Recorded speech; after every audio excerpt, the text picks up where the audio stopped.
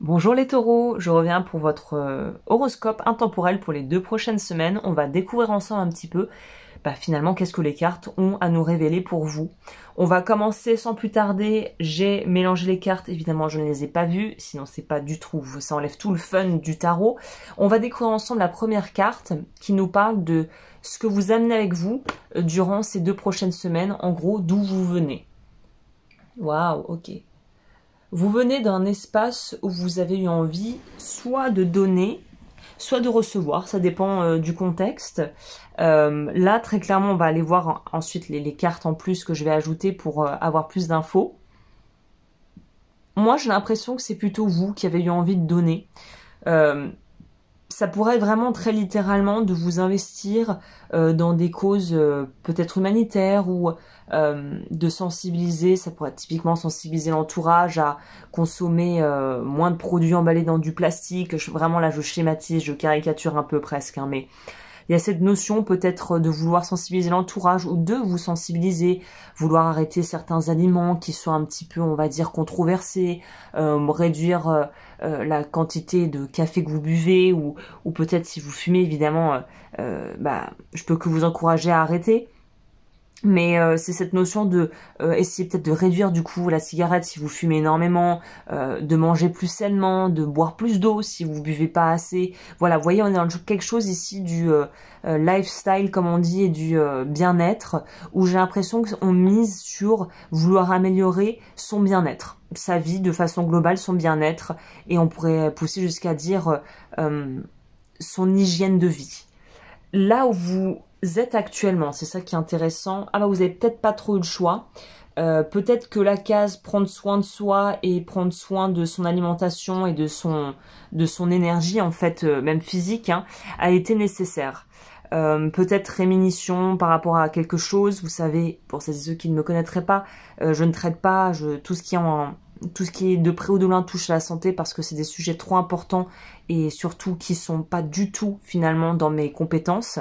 Mais là, on pourrait nous parler quand même de quelque chose où on sort d'un burn-out, de quelque chose de vraiment très lourd qu'on a dû porter et on doit en fait, on a envie, c'est pas on doit, mais il y a cette notion de peut-être vouloir améliorer sa qualité de vie, son hygiène de vie, ce qui pourrait ici être vu en plus, c'est-à-dire peut-être que ça vous concernera ou peut-être pas du tout, mais ce que je vois indéniablement ici, c'est cette notion de peut-être que vous n'avez pas eu le choix, peut-être que les changements vous sont un peu imposés et que vous vivez ça pas comme une punition, parce que si c'est pour votre mieux-être, ça peut pas être une punition, mais peut-être que ça a été imposé à vous.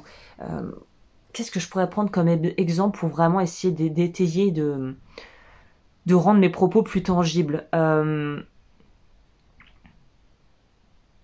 Typiquement, c'est pas très rigolo, mais si vous êtes diagnostiqué comme ayant du diabète, bon là c'est plus un choix à faire, c'est une obligation d'arrêter le sucre par exemple, ou d'arrêter certains types d'aliments qui vont vous rendre malade en fait. Voilà, vous aimiez peut-être manger votre petit pain au chocolat ou votre croissant le matin, mais si en fait c'est plus possible parce que ça va à l'encontre de votre bien-être et de votre santé et de votre vie en fait, on est obligé d'arrêter, et même si c'est à contre-cœur, on arrête. Autre exemple plus basique, vous fumez, vous tombez enceinte, ça s'impose à vous, va falloir arrêter la cigarette quoi. Donc c'est ce genre de choses où parfois la sentence entre guillemets peut tomber et c'est pas vraiment ce qu'on voulait, mais on n'a pas le choix en fait. C'est ça que je vois ici. On va voir un petit peu au niveau de là où vous allez, c'est intéressant de voir sur quoi ça va mener, tout ça, ces changements peut-être qui s'imposent à vous, on va dire, hein, d'une certaine manière. On va voir ici, c'est plutôt positif, dans là où vous allez, c'est le 2 de coupe. Le 2 de coupe, bien évidemment, nous parle de pouvoir s'unir dans une relation, par exemple, dans un travail. Là, j'ai plus l'impression que le 2 de coupe, au vu de ce qu'on vient de voir, le 2 de coupe, c'est de se sentir mieux avec soi-même déjà. Il y a une notion ici d'être beaucoup plus en paix parce qu'on sait qu'on va pouvoir finalement vous n'êtes plus dans une guéguerre intérieure, dans un espèce de comme on dit, de conflit intérieur. Là, on fait la paix avec des choix qu'on doit faire. ou une direction qu'on doit un peu prendre, qu'on a l'impression de pas vraiment avoir choisi notre bon vouloir, qui est pas non plus, qui n'est pas, c'est pas fait contre nous, hein, contre notre gré, c'est pas, on est quand même consentant hein, là-dedans, hein. Mais voilà, on sait qu'on est obligé d'aller dans une direction et plutôt que de lutter à aller contre-courant, on se dit bon bah effectivement faut y aller, donc je vais accepter, je vais mettre en place ce qu'il faut, je vais faire les changements nécessaires et à partir de là on verra où ça nous mène. Donc là il n'y a pas de certitude. J'ai pas de oui, les changements vont fonctionner du feu de Dieu ou non, ça va être une cata. Là, avec le 2 de coupe, on nous dit en fait, on va voir la carte conseil, mais déjà avec ça, on nous dit tu vas vers quelque chose de beaucoup plus simple, de beaucoup plus calme, de beaucoup plus, en fait, qui ne pompe pas trop d'énergie, de beaucoup plus organique, fluide, quoi. Vous voyez ce que je veux dire? On va voir c'est quoi le conseil, je suis très curieuse là.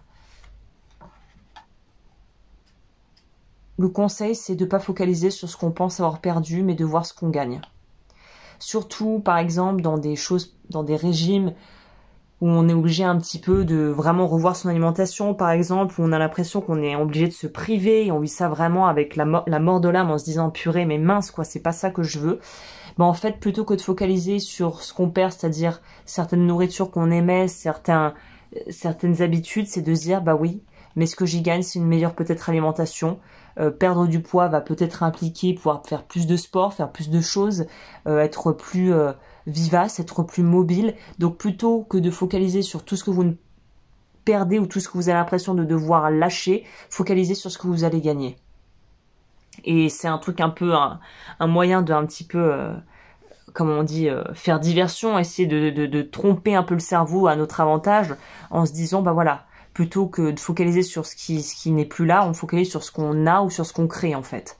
Donc voilà ce que j'ai pour vous les taureaux. Bah écoutez, ça va être riche en enseignements pour vous, je pense, cette période. Et puis surtout, j'espère que le conseil va pouvoir vous aider, quelle que soit votre situation. Je pense que je vais m'arrêter là pour ce tirage. J'espère qu'il vous aura plu. N'hésitez pas à mettre un pouce en l'air si c'est le cas, à vous abonner, à commenter. Et puis moi, je vous dis à très vite pour de nouvelles aventures.